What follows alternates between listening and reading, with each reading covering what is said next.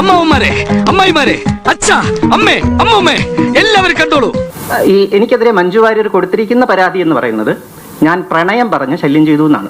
കുറെ നാളായി മനുഷ്യന്റെ സ്വൈര്യം കെടുത്താൻ തുടങ്ങിയിട്ട് പോരാ പോട്ടോന്ന് വിചാരിക്കുന്നതോറും അഹമ്മദി കൂടി വരിക.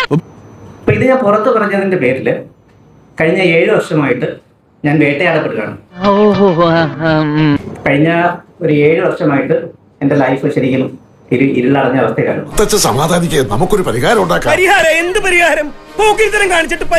ഞാനിത് 2019 ഞാനൊരു സിനിമ ചെയ്തു, കയറ്റം എന്ന് പറഞ്ഞിട്ട്. എന്റെ ഫസ്റ്റ് വർക്ക് ചിറകൊടിഞ്ഞ കിനാവുകൾ. ഒരു കോപ്പി തരട്ടെ? അയ്യേ, വേണ്ട വേണ്ട.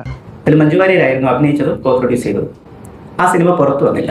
ഇതിന്റെ ഒക്കെ അവസാനം ഇങ്ങനെയൊക്കെ ആവണമെന്നായിരിക്കും. അപ്പോൾ ഞാൻ അത് എന്തുകൊണ്ട് പുറത്തു വന്നില്ല എന്ന് അന്വേഷിക്കാൻ വേണ്ടി ഞാൻ ഇവരെ കാണാൻ ശ്രമിച്ചപ്പോൾ ഇവര് സ്വന്തം കൺട്രോളിലല്ല എന്ന് മനസ്സിലാവുന്നു. ഞാൻ അതിനുശേഷം അമേരിക്കയിലേക്ക് പോയി. കാരണം എനിക്ക് ഇവിടെ ജീവിക്കാൻ പറ്റാത്തതുകൊണ്ട് അമേരിക്കയിലേക്ക് പോയി. അമേരിക്കയിൽ പോയ സമയത്ത് ഞങ്ങൾ പരസ്പരം സംസാരിക്കുന്നുണ്ടായിരുന്നു. അപ്പോൾ അവരെന്നോട് പറഞ്ഞത് അവരൊരു തടവറയിലാണെന്നും ഞാൻ പറഞ്ഞിട്ടില്ല. അവരുടെ മകളുടെ ലൈഫ് വെച്ചിട്ട് വിലപേശുകയാണെന്ന്. അതുകൊണ്ടാണ് ഈ കേസിനെ പറ്റി അവർക്കൊന്നും അറിയില്ല. എന്തൊക്കെയായി പറയുന്നത്? 2025 തിരിച്ച് നാട്ടിലേക്ക് വന്നപ്പോൾ എന്നെ ബോംബെ വിമാനത്താവളത്തിൽ വെച്ചിട്ട് എന്നെ തടഞ്ഞു നിർത്തി. അതിന് ഞാൻ കാരണം അവൾക്കൊന്നും സംഭവിച്ചില്ലല്ലോ.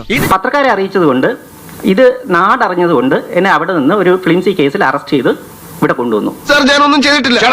നിന്നെ പോലുള്ള എത്ര കള്ളന്മാരെ ഞാൻ ദിവസം കണ്ടുകൊണ്ടിരിക്കുന്നതാണ്.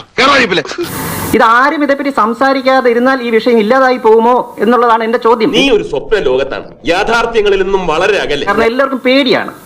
എല്ലാവർക്കും അറിയാം ഇങ്ങനെ ഒരു സംഭവം നടക്കുന്നുള്ള കാര്യം. എല്ലാവർക്കും അറിയാം, പേടിയാണ്. നടക്കാത്ത സംഗതി വിളിച്ചു പറഞ്ഞു വെറുതെ നാറണ്ട.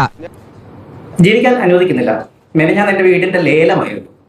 കുടുംബം തകർന്നു, എന്റെ കരിയർ തകർന്നു. ചുമ്മാതല്ല ഗതി പിടിക്കാത്തത്. എന്റെ ഈ വിഷയം ഒരു മനുഷ്യത്വ പ്രശ്നമാണ്, മാനസിക പ്രശ്നമാണ്. എടോ, താൻ വാല് പൊക്കണ കണ്ടപ്പോഴേ മനസ്സിലായി തന്റെ രോഗം എന്താണെന്ന്.